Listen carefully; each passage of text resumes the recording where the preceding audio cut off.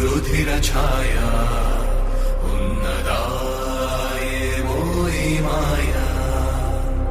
తరాల నాటి చరిత తిరిగి రాసే ఓ యుద్ధమే పురుడు పోసుకుందా